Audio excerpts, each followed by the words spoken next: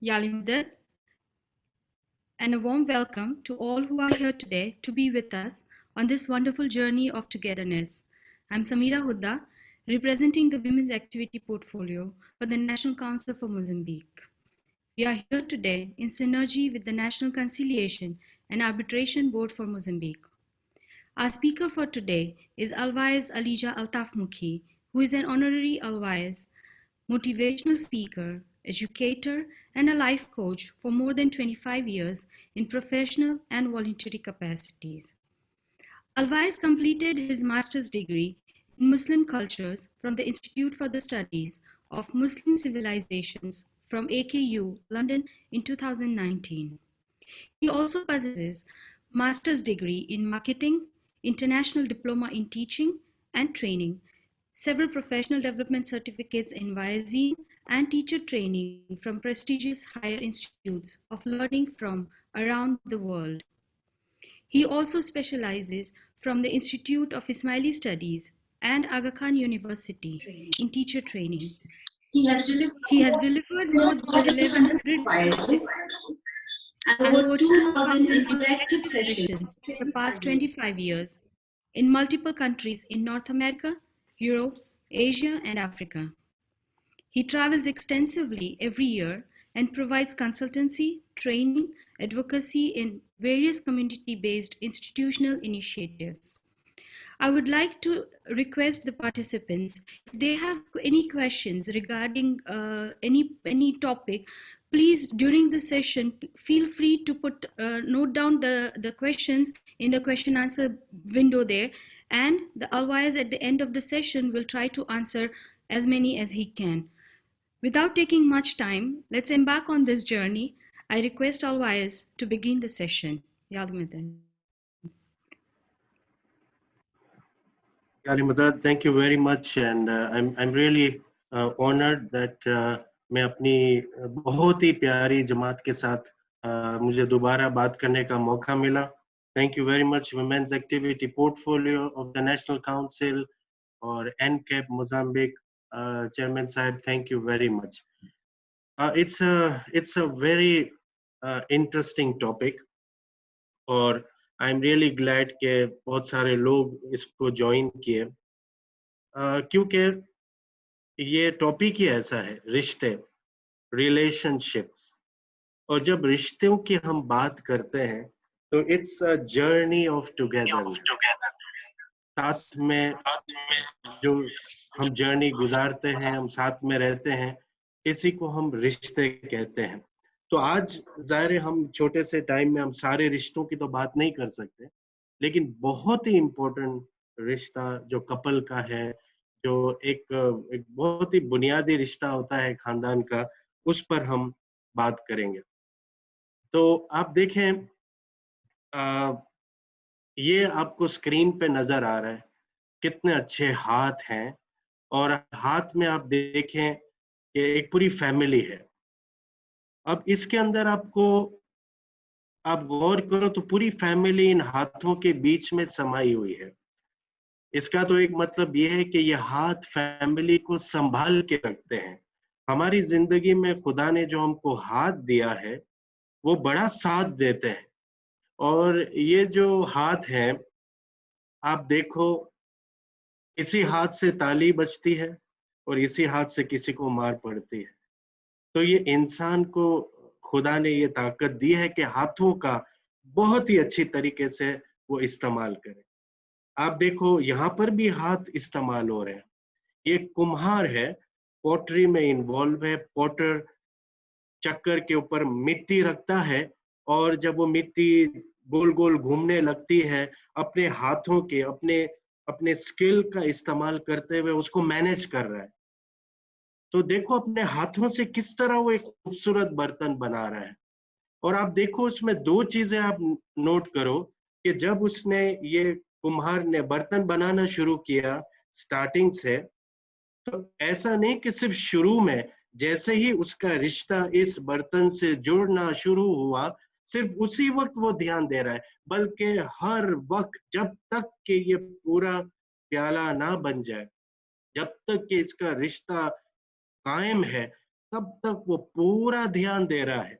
और एक तो ये कि शुरू से लेके आखिर तक ध्यान दे रहा है, और साथ में आप देखो चारों तरफ, ऐसा नहीं कि खाली एक एस्पेक्ट के ऊपर ध्यान दे रहा है, बल्कि जिंदगी के जितने भी एस्पेक्ट हैं उसको, उस बर्तन के सब एस्पेक्ट पर ध्यान दे रहा है, क्योंकि उसको पता है कि अगर दो तीन चीजें या वो जाविये मैंने छोड़ दिए, कॉर्नर्स छोड़ दिए, तो उस बर्तन का जो है वो पूरा फेस खराब हो जाएगा, और ऐसा हो सकता है कि वो टेढ़ा हो जाए और उसको कोई ना ले। तो आपने देखा हाथों की बहुत इंपॉर्टेंस है। यहाँ पर भी हमको हाथ नजर आ रहे हैं। इन हाथों से हम रिश्ते बनाते हैं, और इन्हीं हाथों से हम रिश्ते बिगाड़ भी सकते हैं। आपने हाथ की एक और फिलॉसफी आपने समझी। ये हाथ आपके सामने है, 4 उंगलियां हैं, और इसके अंदर एक अंगूठा है, लेकिन कोई भी बराबर नहीं है। पांचों में कोई भी बराबर नहीं है। ये छोटी उंगली, फिर इसके बाजू वाली उंगली, और इसके बाद आप देखो तो all fingers are having different height, उसकी बिल्कुल साइज अलग है, लेकिन साथ में रहते हैं। खुदा की कुदरत देखी, हाथ दिए और एक उंगली पे जख्म आए तो आंख में से आंसू निकलते हैं, पूरा हाथ अफेक्टेड हो जाता है।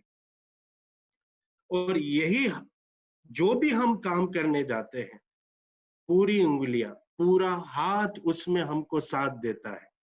इन उंगलियों उंगलियों के ऊपर, इन हाथों पे आप देखोगे तो मार्क्स भी लगे हुए हैं।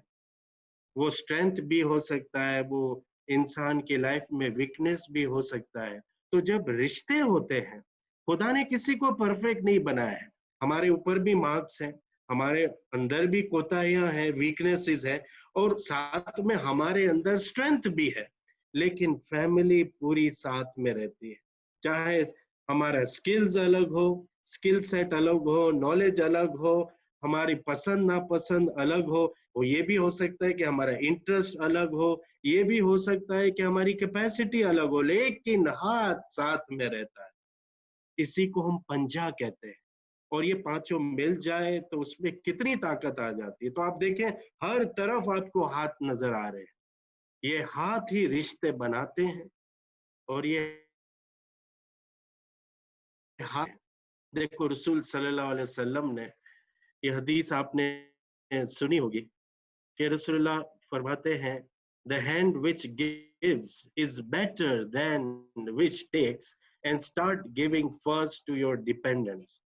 क्या फरमाते हैं रसूल सल्लल्लाहु अलैहि वसल्लम के, ऊपर का हाथ नीचे के हाथ से बेहतर है, इसलिए कि ऊपर का हाथ देता है, नीचे का हाथ लेता है।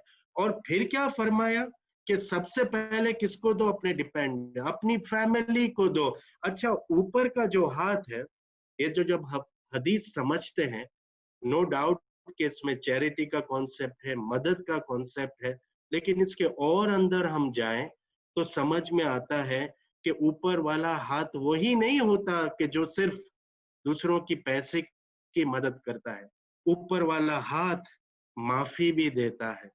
ऊपर वाला हाथ जो है सहारा भी देता है। ऊपर वाला हाथ जो है वो हाथ थाम कर दूसरों को अपने साथ रखता है। ऊपर वाला हाथ ख्याल रखता है। तो जो ख्याल रखता है, जो माफ करता है, जो साथ देता है, जो नीचे वाले हाथ को संभाल के रखता है, वो भी तो इस हदीस में आ गया ना। तो सिर्फ उसका मतलब ये नहीं कि हमने पैसे का बंदोबस्त किया तो हमारा हाथ ऊपर चला गया। इसमें बहुत सारी सेक्रीफाइस शामिल है। इसके अंदर और भी कुछ कंट्रीब्यूट करना पड़ता है, माफी मांगनी पड़ती है, माफ करना पड़ता है, और इसके अंदर एक दूसरे को समझना होता है, हौसला देना होता है। ये हाथ है जो हौसला देता है, जो हिम्मत देता है। नो डाउट कि वो हाथ खुदा के नजदीक सबसे ज्यादा काबिल एहतराम और बहुत ज्यादा इज्जत वाला है।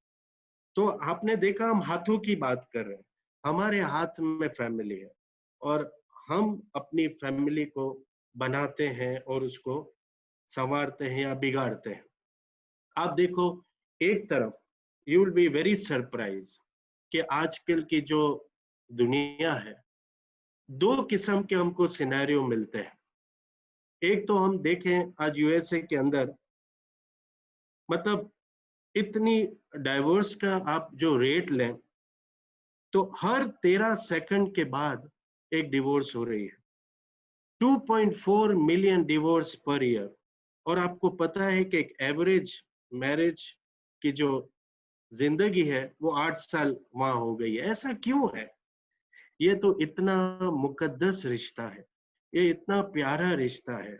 हमारे सामने रसूल, इमाम, हमारे सामने अच्छी अच्छी एग्जाम्पल्स हैं कि किस तरह फैमिली को मजबूत किया। तो एक तरफ हम देखते हैं या यूएसए या अमेरिकन फैमिली सर्विस एसोसिएशन के आप स्टेटिस्टिक्स देखो, क्या हो रहा है, क्यों रिश्ते टूट रहे हैं। दूसरी तरफ मैं आपको जापान ले जाता हूँ। रिश्तों के लिए इतना तरस रहे हैं लोग कि जिस फैमिली के अंदर अगर कोई दादा नहीं, तो वो जाते हैं फैमिली रेंटल सर्विस के पास कि हमें 1 महीने के लिए कोई दादा हो, नाना हो, जो हमारे साथ घर पे रहे, हमको प्यार दे, क्योंकि हम मिस करते हैं, हम उस रिश्ते को बहुत याद करते हैं। जहाँ फादर, जहाँ मदर नहीं है, वो जाते हैं। और ये फैमिली रेंटल सर्विस, ये एक रियलिटी है, ऐसा हो रहा है आज वहां पर। क्योंकि ये जो इनका कल्चर है, इस पे बहुत ज्यादा वो मानते हैं कि family relations are the is the top most priority in our life. तो वो मिलकर रहने की कोशिश करते हैं। और कोई कभी वेडिंग एनिवर्सरी होती है या बर्थडे एनिवर्सरी या पार्टीज होती हैं, तो वो फैमिली रेंटल सर्विस के पास जाते हैं। हमें तो जाने की जरूरत नहीं है, हमारे पास इतने अच्छे रिश्ते, इतना अच्छा खानदान, इतने प्यार करने वाले लोग हैं, हमें गाइड करने वाले हम इलाही नूर मौजूद है। आप देखो, हमें हमें और कहीं जाने की जरूरत क्या है, क्योंकि रिश्ते हमारे घर में है, उसको हमको संभाल के रखना है। तो अब कैसे संभालें? तो आज 6 चीजों की मैं बात करूंगा, जितना भी टाइम मेरे पास है। और उन 6 चीजों का अगर हम होमवर्क करेंगे ना, तो बहुत फायदा होगा। और ये होमवर्क हमको क्या करना है? कहते हैं ना कि रिश्ते आसमानों पे बनते हैं, लेकिन होमवर्क हमको जमीन पे करना है। और वो क्या चीजें हैं जिससे हम अपने रिश्तों को मजबूत कर सकें? ये कोई अनोखी बातें नहीं है, ये हम जानते हैं। मैं आपके सामने सिर्फ रखता हूँ। पहला है प्यार। जब एक रिश्ता बनता है, उसकी बुनियाद ही प्यार है। जिस रिश्ते में मोहब्बत नहीं, जिस रिश्ते में प्यार नहीं, वो कितनी दूर आगे जाएगा। इसलिए बहुत जरूरी है कि दोनों तरफ से, ऐसा नहीं कि एक्सपेक्टेशन हो कि एक तरफा मोहब्बत हो और दूसरी तरफ ये एक्सपेक्ट किए जा रहा है कि भाई वो तो मुझे मोहब्बत ही नहीं करते। तो लव, अफेक्शन और प्यार किसी भी रिश्ते के लिए बहुत ज्यादा जरूरी है। आज की दुनिया में आप देखिए, गिनीज वर्ल्ड रिकॉर्ड में अगर आप जाएं, रिकॉर्ड को आप पढ़ें, तो वर्ल्ड्स ओल्डेस्ट कपल जो आज है, पता है, 80 साल, 1-2 साल पहले इन्होंने 80 इयर्स वेडिंग एनिवर्सरी सेलिब्रेट किया है। एंडरसन 106 साल का और शैलट 105 साल के। 211 से आप देखो इनकी ये जिंदगी है, और उसमें 80-85 साल तो इन्होंने इस रिश्ते में गुजारे। जब इसका इंटरव्यू लिया गया सीएनएन में, ये जो आप क्लिप देख रहे हो, तो उनको जब कहा गया कि हम आपका फोटो ले रहे हैं, तो आप देखो उन्होंने डिसाइड क्या किया कि हमारा फोटो आप उस वक्त लें जब हम एक दूसरे को देख रहे हो, जब हम एक दूसरे का हाथ पकड़े हो, क्योंकि ऐसे ही हमने 80 साल प्यार में गुजार दिए। तो जब उनसे पूछा गया कि how have 80 years of marriage been, 80 साल की ये आपकी जो मैरिज लाइफ है वो कैसी रही, तो वो वाइफ क्या कहती है, शैर्लेट कहती है कि I have always been in love with him and evidently he is in love with me. हमारी जो रिश्ते की बुनियाद है, जिसकी वजह से हम इतना आगे आ चुके हैं, वो सिर्फ लव है, वो प्यार है, एक दूसरे का ख्याल रखना है। और लव सेक्रीफाइस मांगता है। Love doesn't mean just to take things. Love means to give things. तो इसमें गिव एंड टेक, एक दूसरे का ख्याल रखना पड़ता है। खुदा ने इसी लव की बात कुरान में फरमाई, और खुदा फरमाता है कि and among his signs is this, that he created for you mates from among yourself, that you may dwell in tranquility with them. उसकी निशानियों में से एक ये है कि उसने एक साथी बनाया आपके दरमियान में से किसी को, ताकि आपको पीस मिले। And he has put love and mercy between your hearts. और खुदा ने प्यार और रहम आपके दिलों में डाल दिया। Verily in that are signs for those who reflect. जो लोग सोचते हैं, जो लोग ख्याल करते हैं, फिक्र करते हैं, खुदा फरमाता है इस आयत में उनके लिए बहुत जानने को है कि जब एक मियाँ बीवी का रिश्ता है तो वो डिपेंड करता है किस फाउंडेशन पे? प्यार पे, रहम पे, और उसी की वजह से पीस आता है। तो जो पहला प्रिंसिपल या फाउंडेशन है कि जिस पे इस रिश्ते की इमारत खड़ी है, वो लव है। ये कुरान में भी हमने देखा, और अभी हमने एक जो ओल्डेस्ट कपल है उसकी जबान से भी सुना। ये फोटो आपने देखी होगी, और ऐसा ही एक सेलिब्रेशन आपकी लाइफ में भी हुआ होगा। और जब शादी का दिन आता है, सबको फिक्र है कि रिंग क्या हो, रिंग कौन लाएगा, रिंग कौन सी उंगली में पहननी है, रिंग की जरूरत क्या है। बहुत ही खूबसूरत दिन है ये। लेकिन 3 सवाल पैदा होते हैं कि why do people have rings in wedding? हम अंगूठी क्यों पहनते हैं? क्यों अंगूठी का इंसान सोचता है? अगर आप रोमन हिस्ट्री में जाएं, इजिप्शियन हिस्ट्री में जाए, तो वहां पर हमको ये मिलता है कि ये एक ऐसा सिंबल है जो ब्राइड और ब्राइड ग्रूम को एक दूसरे से कनेक्ट कर देता है, मिला देता है। ये एक सिंबल ऑफ बाइंडिंग है, एक सिंबल ऑफ टुगेदरनेस है कि हम एक दूसरे के हुए, और जब तक जिंदगी है हम एक दूसरे का ख्याल रखेंगे। ये रिमाइंड करेगी कि मुझे मेरे प्यार में कोई भी कमी ना आए और वो बढ़ता जाए।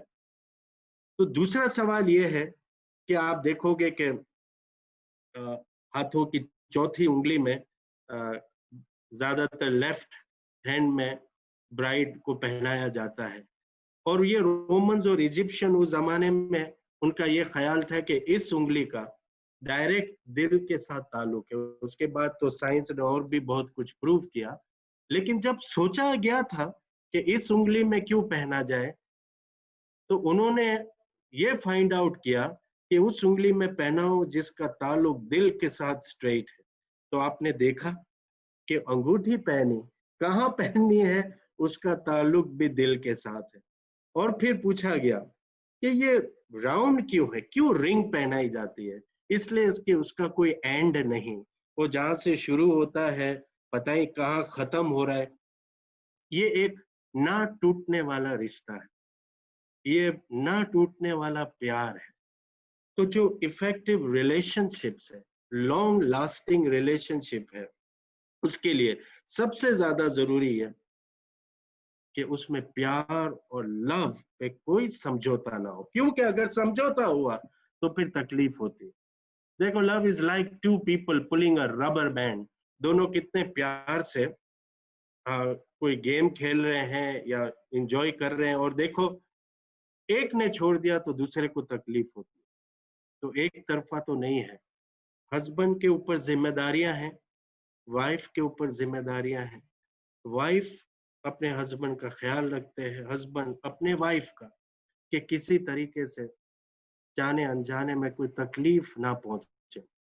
तो ये प्यार हमारा पहला जो है इसका उसूल है। अब देखो, जब मैंने कहा कि लव सेक्रीफाइस मांगता है, लव में you have to give as well. ऐसा नहीं कि हम सिर्फ एक्सपेक्ट करते रहे। लैला मजनू की इतनी अच्छी कहानी कि मजनू लैला के प्यार में ऐसा खोया हुआ है, उसको लैला कहीं मिल नहीं रही। जब उसको पता चला कि लैला इस मकाम पर है, इस सेंटर के अंदर है, इस गांव में है, तो वो एक सड़क पर एक गली में कंबल ओढ़ के वो बैठ गया, और उसने सोच लिया कि जब तक वो नहीं आएगी तो मैं यहाँ से हटूंगा नहीं। वो बैठा रहा, उसने खाना पीना छोड़ दिया। अब उसको नोट किया गया, किसी ने खबर दी लैला को कि मजनू है, वो तो बैठा हुआ है कंबल ओढ़ कर एक जगह पर और वो याद कर रहा है। तो लैला कहती है कि अच्छा, एक काम करो, बेचारा बहुत ज्यादा दुखी होगा, मैं जा नहीं सकती, लेकिन एक काम करो, एक प्याला लो, वो कमजोर हो जाएगा, उस प्याले में दूध डालो और हर रोज उसको तुम दूध देने जाओ, ताकि वो उसके जिस्म में ये खुराक जाए और वो कमजोर ना हो जाए। तो जो उसके साथ काम करने वाली थी, वो दूध का प्याला लेकर गई। फला जगह पर उसने देखा एक आदमी बैठा हुआ है, कंबल ओढ़ा हुआ है, तो उसको थोड़ा सा हिलाया, तो उसने अपना मुंह बाहर निकाला कंबल में से, तो उसने कहा मुझे लैला ने भेजा है, आपके लिए ये खुराक है, आप ये लें। देखा तो दूध था, लैला ने भेजा है, वो पी गया। 10 दिन तक ऐसा चलता रहा। अब मजनू का एक दोस्त था, उसने देखा है कि ये जो मजनू है, इसको तो मुफ्त में दूध मिल रहा है और ये खा पी रहा है। तो उसने क्या सोचा, वैसा ही कंबल कहीं से ढूंढा और एक गली आगे बैठ गया वैसे ही हालत में, कंबल ओढ़ के। तो जब वो लैला के घर से जब दूध का प्याला आया, तो औरत सोचती है कि आज तो मजनू एक गली आगे आ गया है, तो यकीनन उसमें ताकत आई होगी। वापिस गया। अब मजनू का दोस्त जो उस कंबल के अंदर था, उसको तो सब पता है कि मजनू कैसे वो खुराक लेता था। उसने थोड़ा सा कंबल ऊंचा किया, हाथ उसने बढ़ाया, उसको दूध का प्याला मिला, वो पी गया। 10-15 दिन तक वो दूध पीता रहा। असल मजनू तो पीछे बैठा था। फिर उसके बाद एक जब महीना हो गया, तब लैला कहती है कि अब हमने इसका ख्याल रखा, अब इम्तिहान का वक्त है, अब खाली प्याले के साथ जाओ। अच्छा, खाली प्याले के साथ जाओ, क्या कहूँ? तो उसको समझाती है। तो वो औरत खाली प्याला लेकर जाती है। वो मजनू का दोस्त जो कंबल पहन के बहरूपिया बनकर बैठा था, उसको हिलाती है कि भाई मजनू भाई, उसने थोड़ा सा कंबल ऊंचा किया, देखा तो प्याला है, प्याला तो खाली है। तो वो सोच रहा है। तो वो औरत कहती कि आज लैला ने कहा है कि आज उसको आपका खून चाहिए। ओह! ये सुनकर जो मजनू का दोस्त था, उसने कंबल फेंका। उसने कहा भाई, हूँ तो दूध पीवा वाળો मजनू छू, लोही देवा वाળો मजनू पाछળ बैठो छे। इसका मतलब क्या है? सैक्रिफाइस का वक्त आया तो उसका पूरा ध्यान, उसके पूरे इरादे बदल गए। जब कुर्बानी का वक्त आता है तो पीछे हट जाना, और जब ब्लेसिंग्स होती है तब आगे आ जाना, ये प्यार की निशानी नहीं। दुख हो, सुख हो, तकलीफ हो, कौन सा आदमी है दुनिया में कि जिस पे तकलीफ नहीं है? हमको तो इमाम अलैहिस्सलाम ने फरमाया है ना स्पीच में कि life is made of problem. It would be foolish to believe that life has no problem. Life is made of problem. तो बोलने का मतलब ये कि उसमें ये साथ में रहना होता है। तो पहला फाउंडेशन लव का, दूसरा एक्सपेक्टेशन का। एक्सपेक्टेशन, इतनी हमारी उम्मीद है, ये भी हम हमारे होमवर्क में आता है। एक्सपेक्टेशंस ये है कि हम समझते हैं कि सामने वाला परफेक्ट है, कोई खामी नहीं है। ये कैसे मुमकिन है कि जबकि इंसान खुद परफेक्ट ना हो? हमसे खुद भी गलतियां हो जाती हैं, हमसे भूल चूक हो जाती है, गलत डिसीजन हो जाते हैं, हमसे बर्तन टूट जाते हैं, हमसे मोबाइल गिर जाता है। इंसान है, तो हम ये एक्सपेक्टेशन करें कि सब कुछ परफेक्ट हो, तो ये गलत एक्सपेक्टेशंस है।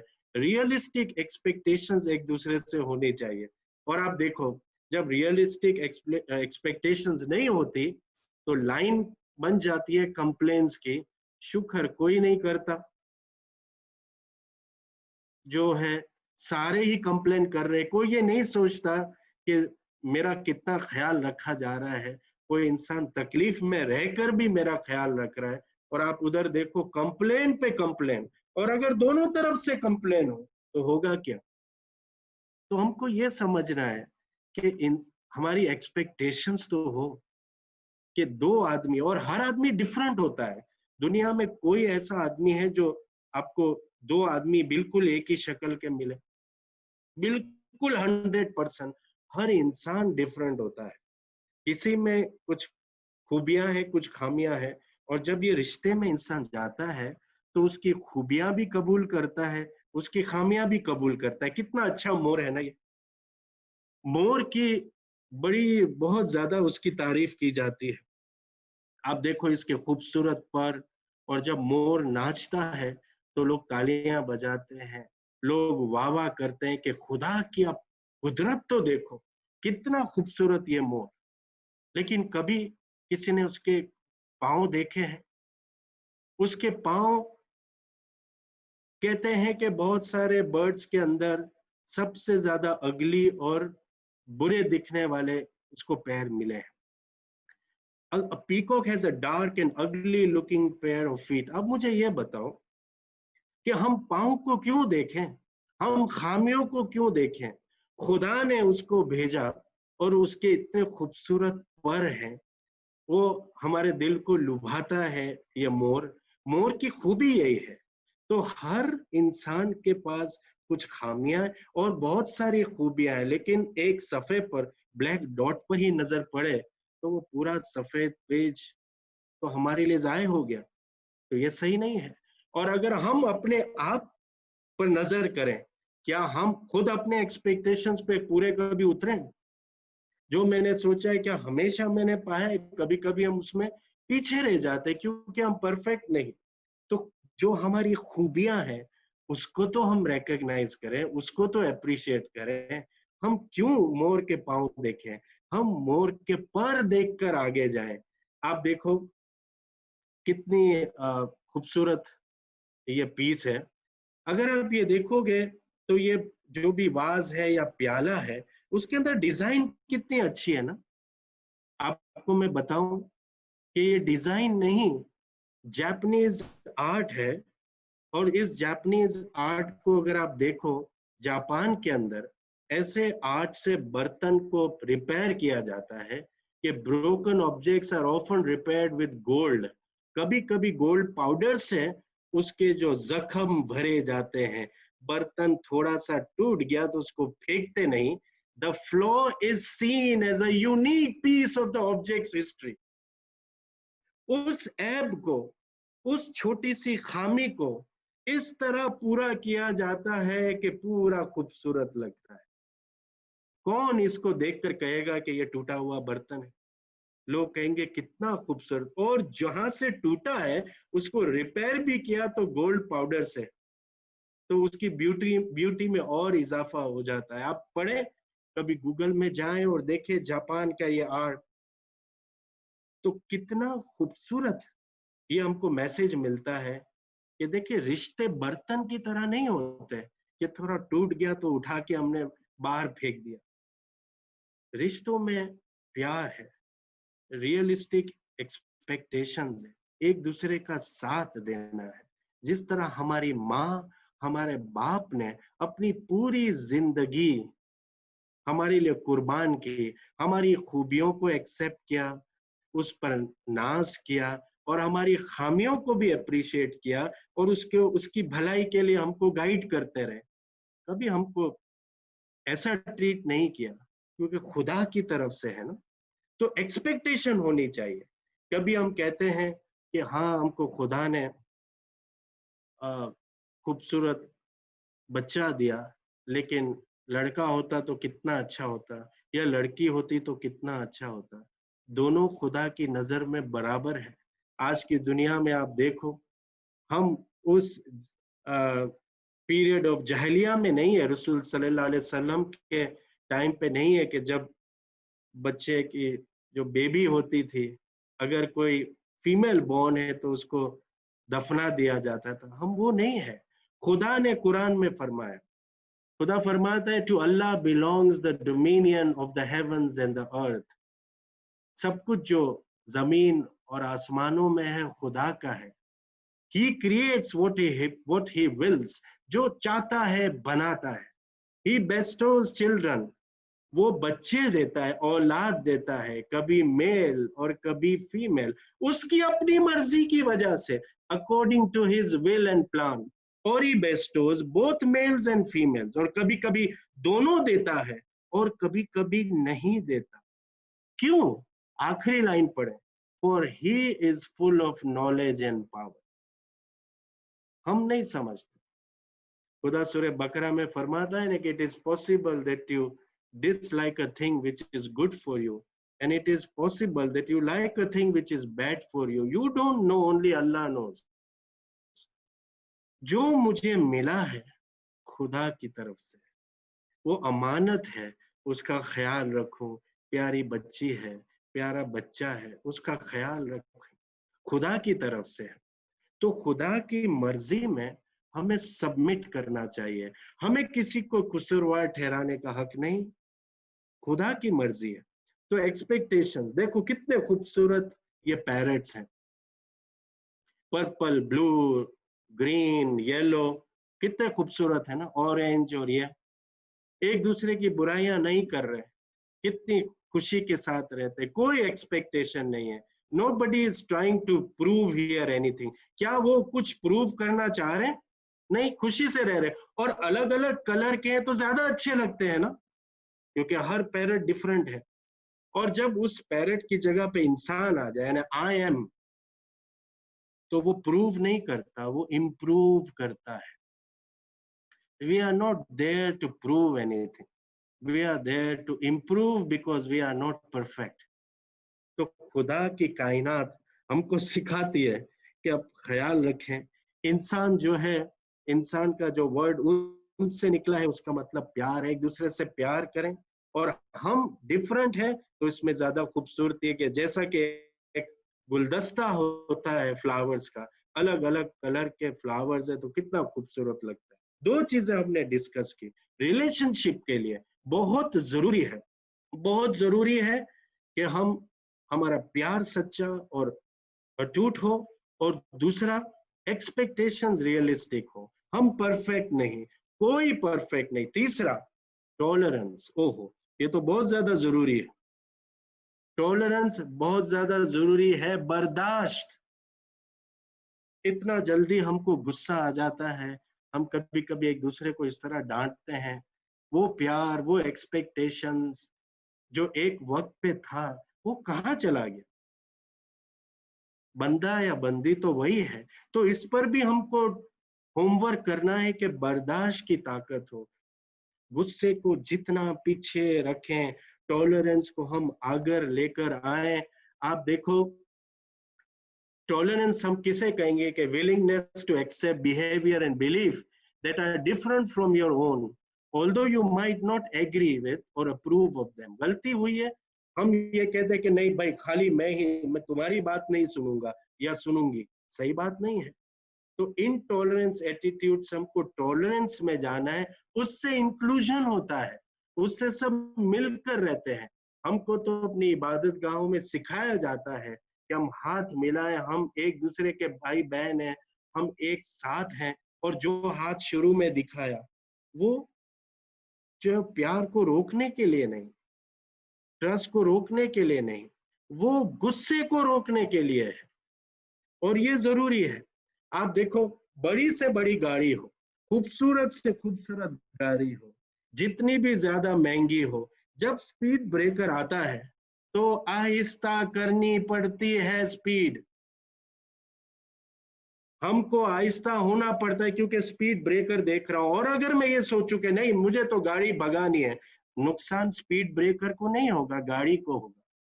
तो हम क्या करते हैं कि जब लाइफ में ऐसे ब्रेकर, स्पीड ब्रेकर आए, टॉलरेंस, रुक जाओ, ठहर जाओ, डिले करो, थोड़ा सा रुक जाओ, रिएक्ट मत करो, थोड़ा रुक जाओ, क्योंकि नहीं रुके तो नुकसान खुद को ही है। तो टॉलरेंस ज्यादा जरूरी है। कितना अच्छा हजरत अली अलैहिस्सलाम और बीबी फातिमा अलैहिस्सलाम की मिसाल है, क्या जोड़ी थी वो। रसूल सल्लल्लाहु अलैहि वसल्लम फरमाते हैं कि the best of your man is Ali ibn Talib and the best of your women is Fatima binte Muhammad. Ali और फातिमा की जोड़ी देखें। इमाम मोहम्मद बाकिर अलैहिस्सलाम फरमाते थे कि Fatima was to take care of the household, घर का ख्याल रखती थी, मेक ब्रेड, खाना बनाती थी, एंड क्लीन द हाउस, घर की सफाई होती थी। और मौला अली ख्याल रखते थे बाहर के काम का, लकड़ियां लानी है तो वो लाते थे, खाने पीने का बंदोबस्त करते थे। ये जोड़ी इतनी मजबूत कि जब फातिमा बीबी गुजर गई, इमाम अली अलैहिस्सलाम फरमाते हैं कि भाई Allah, I never angered Fatima, मैंने कभी फातिमा पर गुस्सा नहीं किया, और force her to do something she did not like, मैंने कभी उसको फोर्स नहीं किया, कभी भी जबरदस्ती नहीं की कि वो जिस चीज में खुश ना हो मैं वो उससे कहने करने के लिए कहूँ। Up to the day she died, जब तक वो हयात थी मैंने कभी गुस्सा नहीं किया, मैंने कभी उसको तकलीफ नहीं दी। और मौला फरमाते हैं nor did she ever anger और डिसोबे मी, और कभी उसने मुझे तकलीफ नहीं दी, और कभी ऐसा नहीं हुआ कि उसने मेरी बात ना मानी हो। In fact when I looked at her, मौला फरमाते हैं कि जब मैं उसको देखता था तो मेरी उदासी दूर हो जाती थी, मेरा दिल रोशन हो जाता था। इसको कहते हैं रिलेशनशिप। कितने अच्छे प्रिंसिपल्स, कितने अच्छे हमको जो एग्जाम्पल सेट की गई है यहाँ पे। टॉलरेंस जरूरी है, कभी कभी हमको गुस्सा आ जाता है, कभी कभी एक दूसरे की बात बुरी लग जाती है, झगड़े भी हो जाते हैं, और घर में जब बर्तन धोते हैं तो आवाज तो पैदा होगी, लेकिन ये छोटे छोटे डिफरेंसेस अगर कॉन्फ्लिक्ट बन जाए तो वो अच्छा नहीं। एक औरत महात्मा बुद्ध के पास जाती है, तो कहती है मैं बहुत परेशान हूँ, आप मुझे कोई इलाज बताओ, क्या हुआ भाई? कहती है कि रोज हमारे घर में झगड़े, रोज झगड़े। तो मेरा खावन, मेरा शौहर बाहर से आता है और वो मुझ पे चिल्लाना शुरू कर देता है, मैं भी चिल्लाना शुरू कर देती हूँ, दोनों शाउट करते हैं एक दूसरे के ऊपर, वो मोहब्बत नहीं रही, आप कुछ इलाज बताओ, मैं क्या करूं?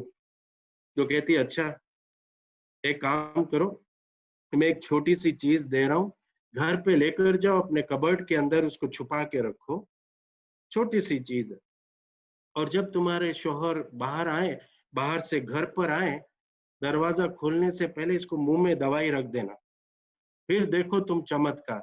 है, ऐसा होगा? ठीक है। तो वो दवा लेके जाती है, वो क्या था, एक छोटी साइज का वॉलनट था, अखरोट था, उसने घर में रख दिया। अच्छा, अब जो शौहर आया बाहर से, उसको महात्मा बुद्ध की ये बात याद थी, उसने कबर्ड में से वो निकाला, मुंह में डाल दिया। अब हस्बे मामूल रोजमर्रा के हिसाब से घर में फिर झगड़ा शुरू हुआ, वो बोले, ये बोल नहीं सके क्योंकि मुंह में वॉलनट है, वो बोल बोल कर थक गया, ये कुछ बोल नहीं सके, मुंह भरा हुआ है, तो मैं बोलती मैं खामोशी रहूं वरना गिर जाएगा मुंह में से। 10 दिन के बाद वो औरत महात्मा बुद्ध के पास जाती है, घर के बाहर भी लाइन लगी थी, देखा एक आदमी निकला, उसके बाद वो फौरन जाती है, अरे महात्मा आपने तो चमत्कार कर दिया, क्या हुआ? झगड़े खत्म हो गए। तो का इसलिए कि ये जो तुमने दवा रखी ना, इससे बहुत फायदा हुआ, देखो ये रखोगे ना तो क्या होगा कि झगड़ा नहीं होगा। तो कहते बात सही है महात्मा, अभी खाली लेडीज को ही देते हैं कि कभी जेंट्स को भी दिए? तो बोला देखो अभी तुमसे तुम्हारे आने से पहले जो आदमी आया वो 2 लेकर गया है।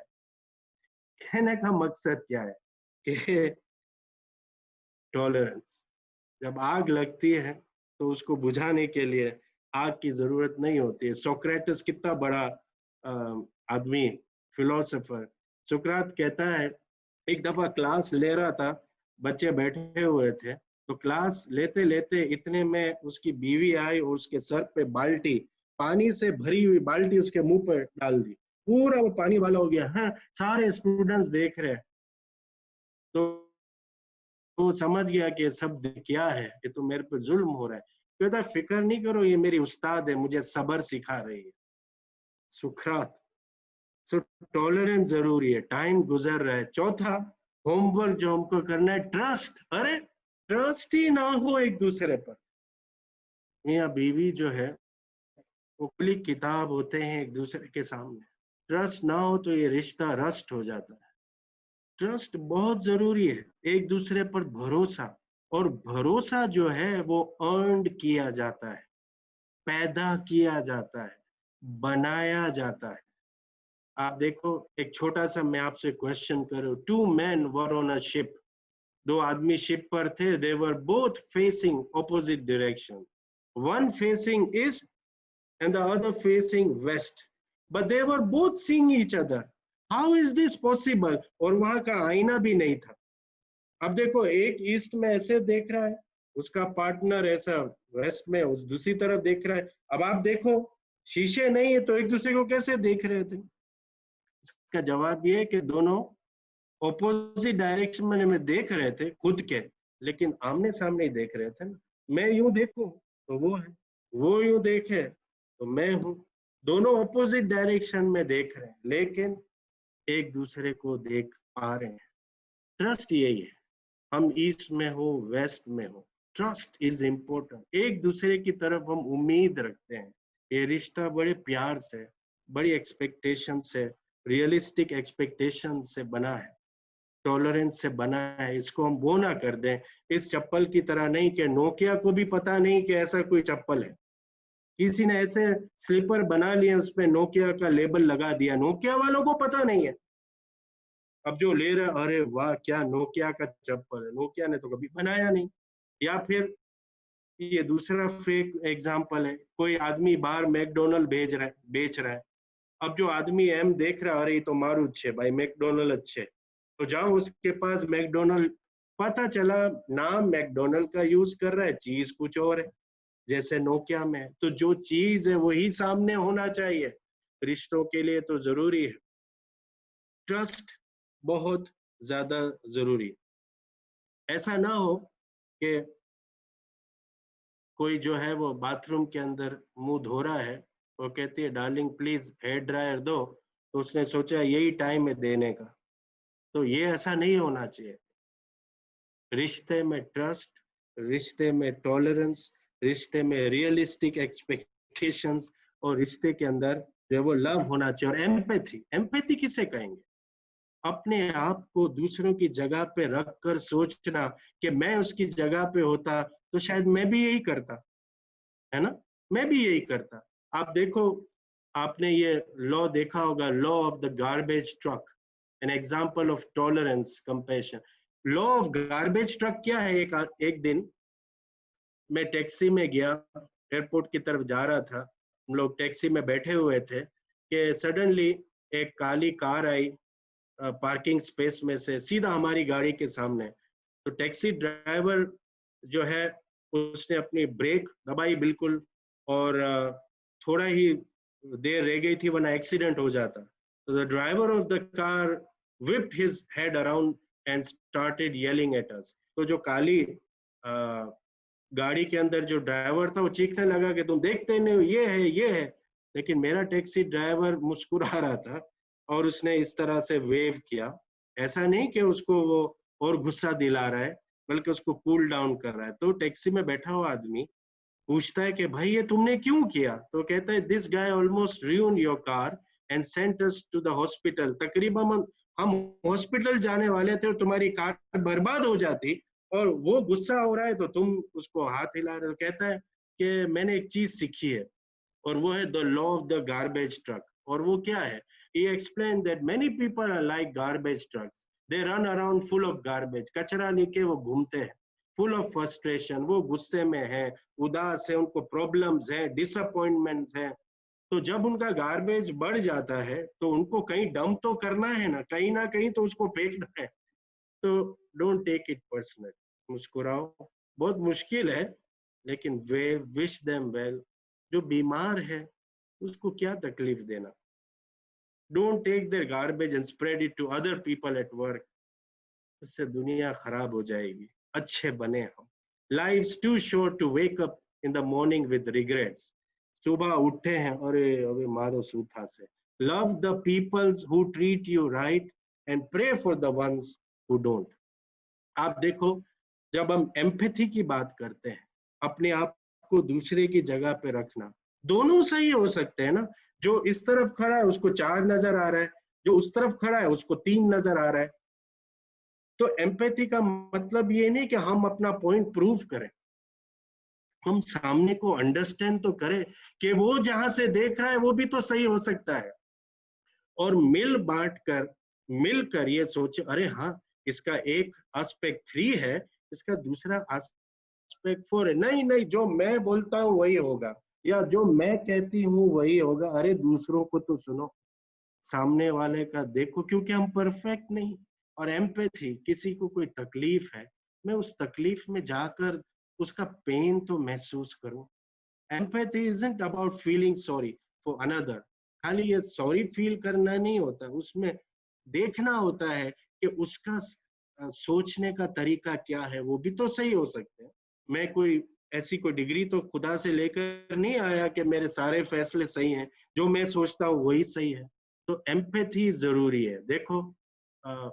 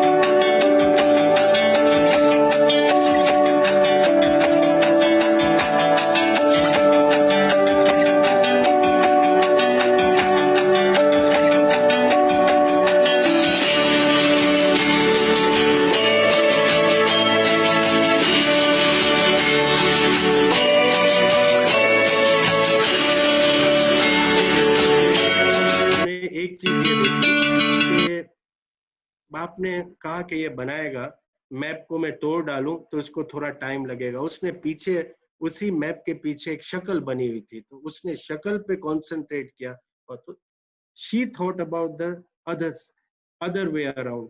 तो अब आप बहुत सरप्राइज हो कि अरे कितनी अच्छी बात है। एम्पैथी जरूरी है कि दूसरा आदमी जो कह रहा है उसकी भी मैं बात समझूं। और बहुत ही जरूरी और आखिरी है रिस्पेक्ट, एक दूसरे का एहतराम करना, इंसल्ट नहीं करना, ऐसे अल्फाज इस्तेमाल नहीं करना जो इंसानों को जेब नहीं देते। और इस पाक रिश्ते में तो बिल्कुल ही बराबर नहीं, एक दूसरे का ख्याल रखें। देखो खुदा ने जो जबान दी है, वो कहता है ना, खुदा को भी पसंद नहीं थी सख्ती जबान में, इसीलिए पैदा ना की हड्डी जबान में। जबान में हड्डी नहीं, इसको सॉफ्ट रखें, रिस्पेक्ट करें। हो सकता है कि जो मैं समझ रहा हूँ वो सही नहीं हो, या जो मैं समझ रही हूँ वो बराबर ना हो। अब देखो कितनी अच्छी बात गालिब ने की कि पूरी जिंदगी गालिब एक ही भूल करता रहा, धूल चेहरे पर थी और आईना साफ करता रहा। आईना को मैं देखूं, अगर चेहरे पर ही धूल है तो उस आईने का क्या कसूर है। खुद को मुझे अपने आप को अपने पर काम करना पड़ेगा। तो ये होमवर्क भी बहुत जरूरी है। दुनिया की सबसे स्वीटेस्ट चीज जबान है, और नास्टीस्ट चीज भी जबान ही है। इसको हम कैसे यूज करें, ये बहुत इंपॉर्टेंट चीज है। तो आप देखिए रसूल सल्लल्लाहु अलैहि वसल्लम ने, जब हम रिस्पेक्ट की बात करते हैं, फरमाते हैं the best of you are those who are best to their women. जो अपने बीवियों के साथ, अपनी वाइफ्स के साथ जो बेस्ट है, वो ही आप में से बेस्ट है। और ये दोनों पे लागू होता है। जब हम कहते हैं ना, you are my better half, she is my better half, और he is my better half, मतलब मैं तो अधूरा हूं उसके बगैर, मैं कहाँ से पूरा हूँ। तो उसको मैं समझूं, हम लोग एक ही पीस के दो हिस्से हैं। तो इसमें रिस्पेक्ट जो है वो भी अर्न की जाती है। अब we can not demand respect, we have to earn. मैं ख्याल रखूं तो मेरा ख्याल रखा जाएगा। जो वाइफ है वो हस्बैंड के करियर, उसकी जो एक्टिविटीज उसमें उसका साथ दे, और जो हस्बैंड है वो वाइफ के करियर में, उसकी एक्टिविटीज में उसका साथ दे। हस्बैंड वाइफ की तकलीफों को दूर करे, वाइफ हस्बैंड की तकलीफों को दूर करे। हाँ,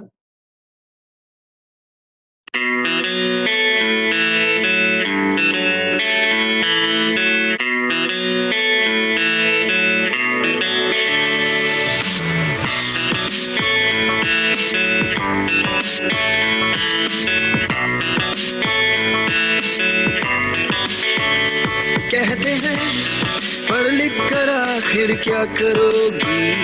तुमको तो किसी का घर बसाना है।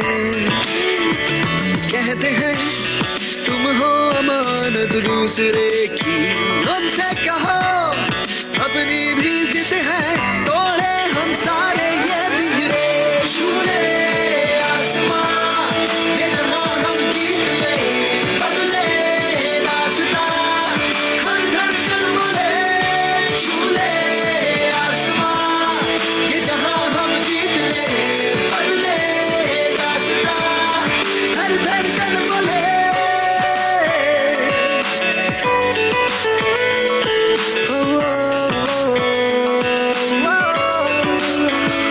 कहते हैं बेटे बुढ़ापे का सहारा है, बेटियां बस एक बोझ है।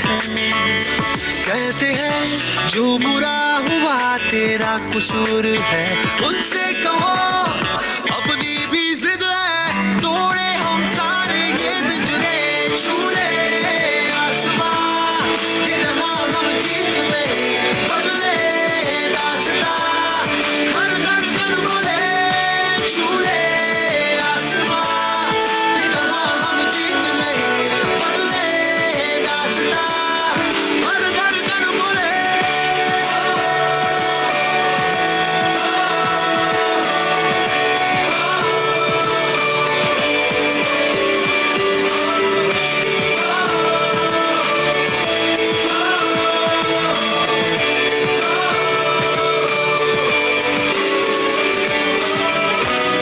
हर जर्रा ये कहे अब हम हैं संग तेरे, रोके से ना रुके,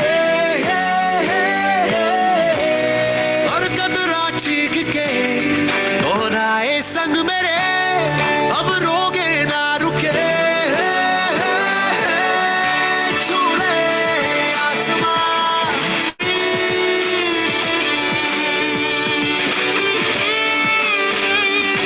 कोई अगर हमसे पूछे कौन है हम, चाहे हम जो भी अपनी पहचान कहें, जब तक ही ना हो तब तक कैसे खुद को हम इंसान कहें।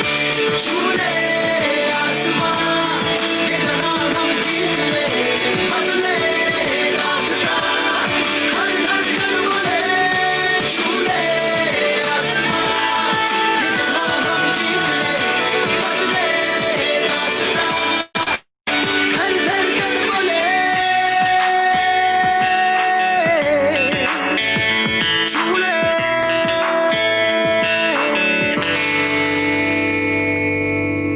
सो आपने देखा कि ये दोनों के लिए जरूरी है। ऐसा नहीं है कि आसमान को छूना सिर्फ एक का काम है, दोनों को एक दूसरे का सहारा देना है, दोनों को आगे जाना है। और ये समझ लेना है कि एक फैमिली में देखो ये शैंडिलियर है ना, कितना अच्छा है, ये इसमें कितने सारे बल्ब हैं, पता नहीं चलता कि इसमें 2 बल्ब फ्यूज हैं, क्योंकि ये जो शैंडिलियर में बल्ब की जो फैमिली है ना, अगर किसी में खामियां है तो उसकी अपनी रोशनी से उसको रोशन करते हैं, बल्ब को निकाल के फेंक नहीं देते। तो आप ये देखो ये एग्जाम्पल कि सब फैमिली मिलकर रहती है, उसमें माँ बाप भी हैं, बच्चे भी हैं। हमारे इख्तलाफ में सबसे ज्यादा नुकसान क्या होता है? कहते हैं ना, when the two elephants fight, it is the grass that suffers. जब 2 हाथी लड़ते हैं, नुकसान घास को होता है। सोच लें वो घास क्या है, आप समझते हैं। तो हमको ये सोचना है कि एक दूसरे को आगे करें, रिस्पेक्ट करें। जब हम किसी एक कंट्री से माइग्रेट करते हैं और जब इमिग्रेशन होता है दूसरी कंट्री में जाते, तो वहां के लॉज को हम अपनाते हैं, है ना। तो एक बेटी जब घर में आती है किसी के, तो वो बेटी भी एक नए घर में आती है, उसके हिसाब से वो अपने आप को एडजस्ट करती है। जैसे मैंने आपको दूसरी कंट्री की एग्जांपल दी, इसी तरीके से जो घर में आ रही है वो भी बेटी है, वो भी बेटी है, उसको भी बेटी समझना है। तो ट्रस्ट की मैंने बात की, और आखिर में बहुत जरूरी है कि देखो कभी कभी जिंदगी का वोल्टेज ऊपर नीचे होता है ना। हम फ्रिज के लिए स्टेबलाइजर लाते हैं क्योंकि कहीं खराब ना हो जाए, तो रिश्तों के लिए भी स्टेबलाइजर जरूरी है ना, दिल में रखना होता है। कैसा वोल्टेज ज्यादा हो तो संभाल लेना है, ये 6 चीजों की मैंने आपसे बात की। और देखो, आपको मैं ये आखिरी चीज मैं 5 मिनट और लूंगा, थोड़ा सा मैं ऊपर चला गया। ये एक औरत डॉक्टर के पास आई है और कहती है मुझे अस्थमा है, बहुत दफा मैंने ये अपना इनहेलर यूज किया, फायदा नहीं हो रहा है। My asthma. They said they'd fix it, but it didn't make any difference at all. Well, sometimes doctors make mistakes. Anna, you need to try twice as hard to fix them. Are you using your inhaler? All the time. Go through one a week. You sure you're using it right? Do I look like an idiot? No. Why don't you show me how your inhaler works?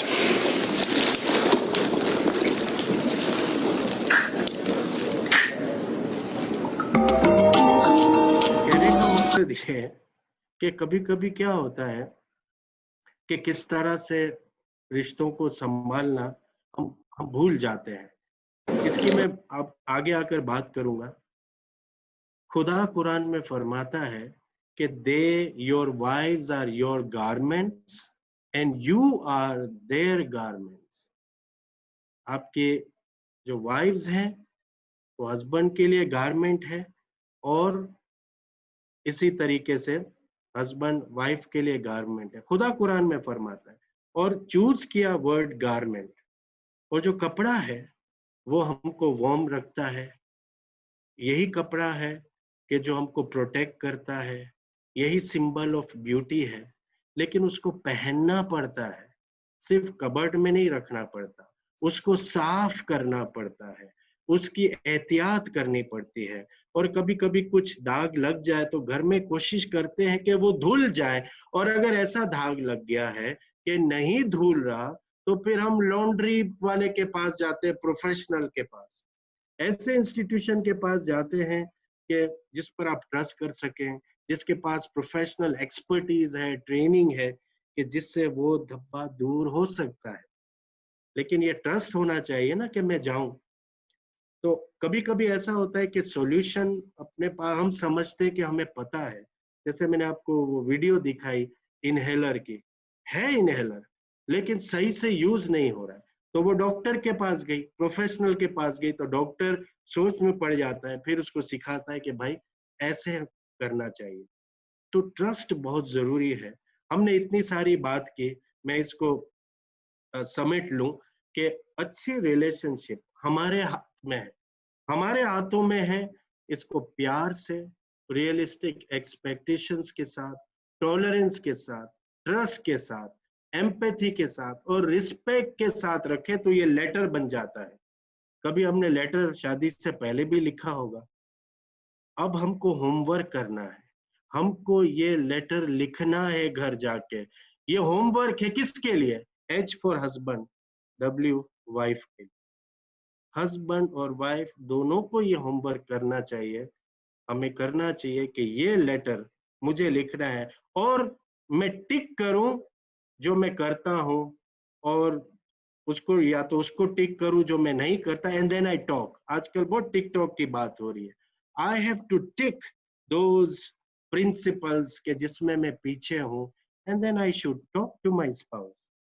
अगर ये TikTok चले और तो हमारा homework भी अच्छा रहे और हमारा लेटर भी बहुत ही अच्छा रहेगा।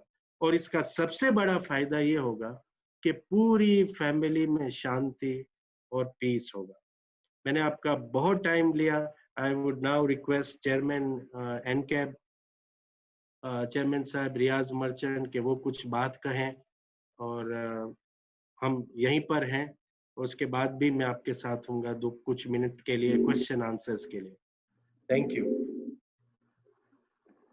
Jamaati members, Alwais, thank you very much for this excellent presentation. You have been the member of our Jamaat. You are the most frequently visited Alwais in Mozambique, and Jamaat really adore you and they really love you for your dedication और जिस मोहब्बत के साथ और जिस अपनाइत के साथ आप जमात को ये लेसन्स बताते हैं, उसी की वजह से आज जो है वो हमारी कम्युनिटी के अंदर ये रिवायत, आज भी वाइस की रिवायत जिंदा है। और आप जैसे अलवाइज ने इसको जिंदा रखा हुआ है, तो वेल डन। उसके बाद मैं ये बात करूंगा कि जैसे कि आपने बताया कि 6 पॉइंट्स जो है रिलेशनशिप के लिए, मैं हमारी जमात के मेंबर्स और जो भी हमारे ऑडियंस सुन रहे हैं उनको सबको मैं ये कहूँगा कि ये एक्चुअली जो है वो 6 सुतून हैं, 6 पिलर्स हैं, जिसके ऊपर जो है वो हमारी रिलेशनशिप की इमारत आज खड़ी हुई है।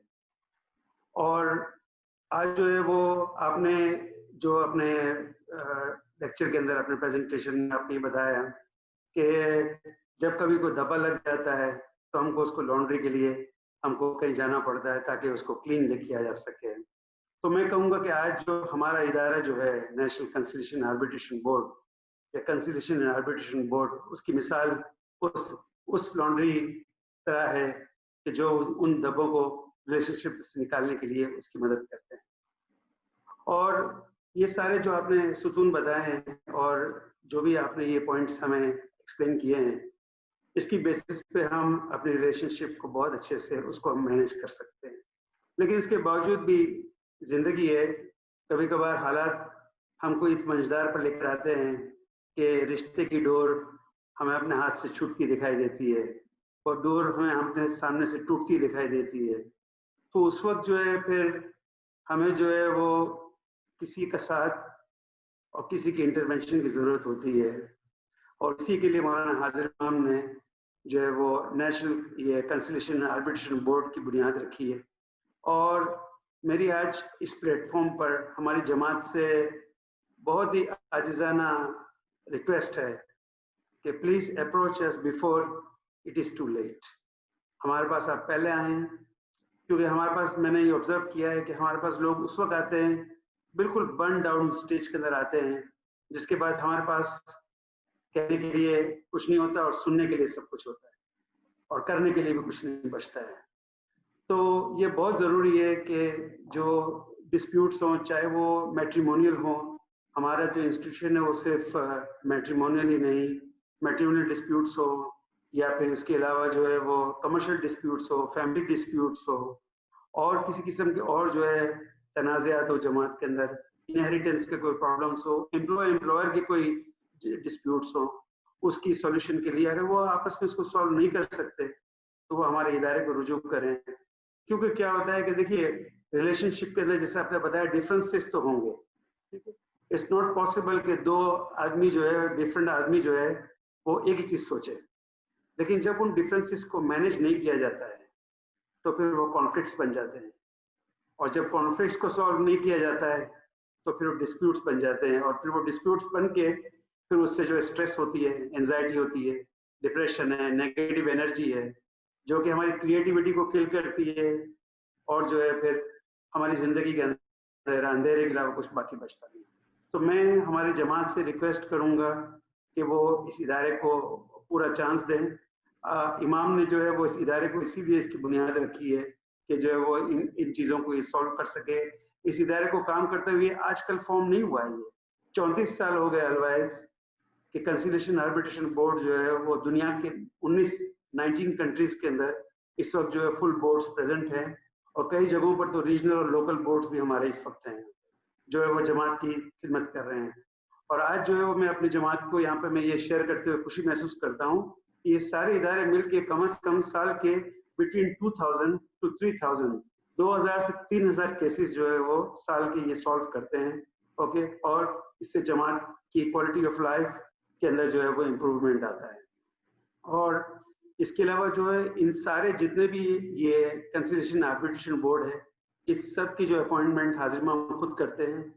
तो there is an enormous level of accountability and responsibility on the members to perform, और उनको परफॉर्म करने के लिए उनको बहुत ही स्ट्रेनियस उनको ट्रेनिंग दी जाती है। ये ट्रेनिंग का जो करिकुलम है वो जो है वो centre of dispute resolution United kingdom का जो करिकुलम है उससे अडॉप्ट किया हुआ करिकुलम है ये, और जिसको ट्रेन करने के लिए इंटरनेशनल ट्रेनर्स हैं जो आके हमारे मेंबर्स को, और हमारे यहाँ मोज़ाम्बिक में भी इन मेंबर्स को ऑलरेडी दिसंबर के महीने में लास्ट ईयर ये ट्रेनिंग दी जा चुकी है। और मेरे अलावा मेरे पास यहाँ पे 4 मेंबर्स हैं जिसमें मपदू से हमारे यहाँ माजी मुखियानी माँ रेशमा वजीर हैं, बहरा से हमारे अनवर हसन अली समनानी हैं और नमपुला से हमारी माजी मुखियाणी मां मनीषा पोपटिया और माजी मुखी साहब अकबर पोपटिया हमारे मेंबर्स हैं। तो ये मेंबर्स जो है वो सब मिलके, और हमारे जो प्रिंसिपल्स हैं वो बहुत सिंपल है। हमने कॉन्स्टिट्यूशन पर हाथ रख के मौलाना हाजिर इमाम के सामने ये अहद किया है, हमने ये ओथ लिया है कि जो भी पार्टीज हमारे साथ बात करेगी उसको हम कॉन्फिडेंशियल रखेंगे। हम किसी के साथ भी उनकी परमिशन के बगैर हम उसको शेयर नहीं करेंगे। हम जो है वो इम्पार्शियल होंगे, we will not take sides, we will facilitate the resolution. ये जो है विन विन सोल्यूशन होता है, इसमें पार्टीज को कुछ ले कुछ दे करके एक नेगोशिएशन करके और एक सोल्यूशन पे आना होता है, जिसके लिए हम उसको मदद करते हैं और जिसका नाम मीडिएशन है। और हाजिर इमाम ने मीडिएशन की हमको गाइडेंस दी हुई है। तो इसके अलावा जो है वो ब्रदरहुड, काइंडनेस और जेनरसिटी और फॉरगिवनेस, वो सारे आपने जो ये सारे पॉइंट्स किसी न किसी तरीके से आपने जो है वो अपने प्रेजेंटेशन के अंदर इसको कवर किया है। इसके साथ बिफोर मेरी जो स्पीच के इख्तिताम पे मैं वंस अगेन आपका हमारे कंसिडरेशन आर्बिट्रेशन बोर्ड और हमारे वुमेन एक्टिविटी पोर्टफोलियो जिनके member Samira Huda national council of Mozambique की तरफ से और नेशनल काउंसिल सेक्रेटेरिएट और हमारे कम्युनिकेशन मेंबर, उन सब की तरफ से आपका शुक्रगुजार हूँ।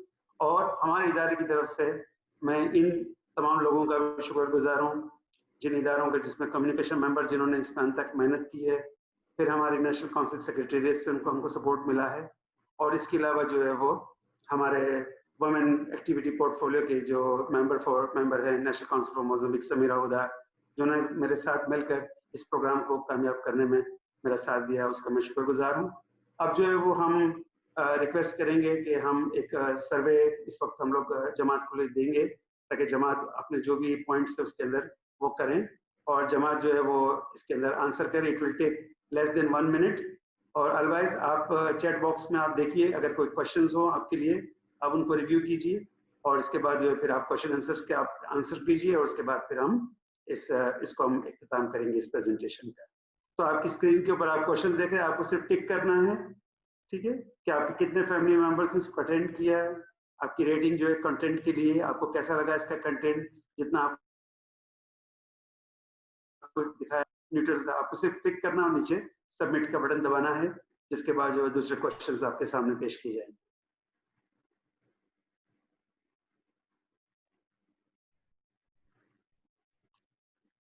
Please scroll for the next questions.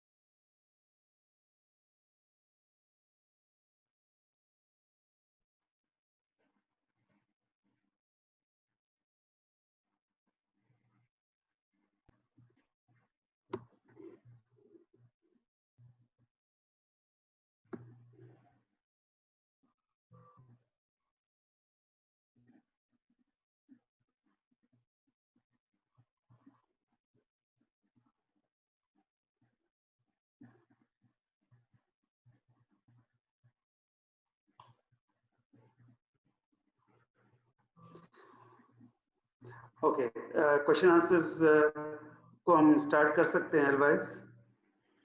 Alright, thank you very much, Chairman साहब. It's equally honor for me. बहुत बहुत शुक्रिया कि मेरी बहुत ही प्यारी जमात से मैं वापस बात कर सका, मुझे याद आता है शिमोयो, किलिमानी, बेरा, शिशाई, तेत की गर्मी को कौन भूल सकता है, प्यार की गर्मी है वो। तो इन 6 प्रिंसिपल को जो आज हमने बात की है, उसमें से एक तो आपने साबित कर दिया है, वो टॉलरेंस, कि अब तक लोग बने हुए हैं इस सेशन के साथ। और आई एम होपफुल के हम इन 6 उसूलों पर वैसे भी चल रहे होंगे। ये आपके लिए एक रिमाइंडर था। कमी बेशी हो गई हो तो दरगुजर कर दीजिएगा, और नेक्स्ट टाइम आओ तो तेत में आप 6 दिन बिठा दीजिएगा मुझे, वो वैसे भी मुझे बहुत पसंद है। सो बेरा, नमपुला, शिशाई और बहुत सारे जमात के मुखी कामड़े को मैं आज भी याद करता हूँ, जमात को भी। एंड इंशाल्लाह very soon we will meet. जो क्वेश्चंस मैंने देखे 2 ही क्वेश्चंस है, और उसमें वही रिस्पेक्ट की बात आ रही है, तो वो मैंने कवर किया। वो बात बिल्कुल सही है। इट्स वेरी इंपॉर्टेंट कि हम एक दूसरे को ह्यूमन समझें, ह्यूमनली ट्रीट करें, इंसान समझें, और इक्वल दर्जा है हम सबका। तो ऐसा थोड़ा सा हमारे दिल में इतनी रोशनी और इतना बड़ा दिल हम करें कि उसमें छोटी छोटी होता है या छोटी छोटी कमजोरियां खो जाए। सीसो में आप देखते हैं ना, जब कोई सीसो बाग में खेल रहा होता है, उसमें एक ऊपर जाता है, मजा उसी में है ना कि एक नीचे और एक ऊपर जाता है, और उसके बाद ऊपर वाला नीचे आता है और नीचे वाला ऊपर जाता है। सीसो में तो वही मजा, दोनों नीचे बैठे हो तो बेंच हो गया वो ना, वो सीसो तो नहीं हुआ। और ऐसा तो नहीं हो सकता है कि एक आदमी वो ऊपर ही हो तो नीचे वाला को कहेगा कि भाई मुझे सजा दे रहे हो क्या, मुझे उतारो भी। तो ऐसा ही होता है, कभी कोई ऊपर है कभी कोई नीचे है, ऐसा संभालना पड़ता है। तो ये जो 6 प्रिंसिपल है, इनको हम जहन में रखें, इंशाल्लाह इश्यूज कम हो गए। और एक चीज और जो सबसे बड़ा प्रिंसिपल है, वो है प्रे, दुआ करें।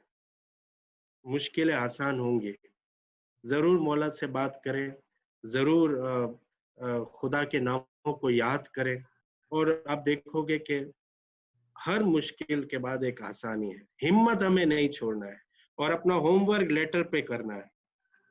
यस चेयरमैन साहब, और मैंने कोई ऐसा क्वेश्चन मुझे नजर नहीं आया। एक ये था कि अगर ट्रस्ट और प्यार खत्म हो जाए या कम हो जाए, तो आपने देखा ना कुम्हार को, वो फिर से कोशिश करता है, फिर से उसको बनाता है। कभी कभी क्या होता है, आप देखो बर्ड जो होता है ना, परिंदा होता है, वो घोंसला बनाता है, कोई आके उसको तोड़ देता है, शिकायत नहीं करता है, वापस बनाता है। एक वक्त आता है कि ये उसको पूरा घर और उसके अंदर रिलेशनशिप पूरी वो मेंटेन कर सकता है, बड़ी मुश्किल से। एक खूबसूरत मूर्ति है, आज $5000 की होगी, उसको कोई पूछे कि तेरी ये कीमत कैसे हुई, तो कहेगी कि मार खा के इंसान में रौनक पैदा होती है और ताकत पैदा होती है। और दूसरा ये कि अगर ट्रस्ट, आई थिंक कम्युनिकेशन बहुत जरूरी है। ट्रस्ट, रिस्पेक्ट के लिए कम्युनिकेट करना जरूरी है। अगर हम खामोश रहे, दिल में ही रखेंगे, वो बीज जब तक बाहर नहीं निकलेगा तो फ्रूट कैसे मिलेंगे? जब तक वो बीज जो है परवान चढ़ के, फिर वो फ्रूट उसी वक्त देगा कि जब वो नजर आए बाहर, ठीक है ना, दरख्त बाहर नजर आए। तो कहने का मकसद ये है कि अगर तकलीफ है ट्रस्ट लेवल में, और ऐसा लगता है कि प्यार कम हो गया है, तो हमको उसको बढ़ाना है, उसको थोड़ा सा वॉल्यूम ऊपर करने के लिए थोड़ी सी मेहनत करने की। अब उसमें क्वेश्चन ये कि पहल कौन करता है। इसमें हार जीत की बात ही नहीं है, इसमें ईगो ही नहीं है, क्योंकि मैं तो अपने घर वाले के साथ बैठा हूँ, तो उसके साथ क्या ईगो, उसके साथ तो ट्रस्ट है। थोड़ा सा वॉल्यूम अपना आवाज का नहीं, प्यार का बढ़ाएंगे, तो आप देखो आहिस्ता आहिस्ता चीजें, डब्बे साफ होना शुरू होंगे। और चीज भी यूएस में जो कंसिलिएशन आर्बिट्रेशन बोर्ड के एक्सपीरियंस के अंदर बहुत सारे केसेस मैट्रिमोनियल स्पेशली को डील करते हुए देखा है। एक जो चीज उसके अंदर जो सामने आई है कि लोग जो है पास्ट को डिटैच नहीं कर पाते हैं। Okay, they want to, the expectations are for the future, but they are still in the past. Present में भी नहीं है कि चले ठीक है वो जो हो गया, अब प्रेजेंट ये है कि ओके बैंकरप्ट हो गए, अब यहाँ से आगे चलना है।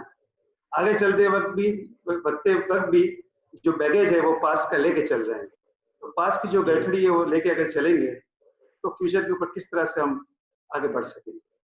बिल्कुल सही कहा। Thank you very much, Chairman Sahib. I don't see any other question. Thank you all the audience, panelists, institutions, and for this honor. और 1 महीने के बाद फिर याद आए तो जरूर याद कीजिएगा। जरूर जरूर। Okay, thank you. Thank you.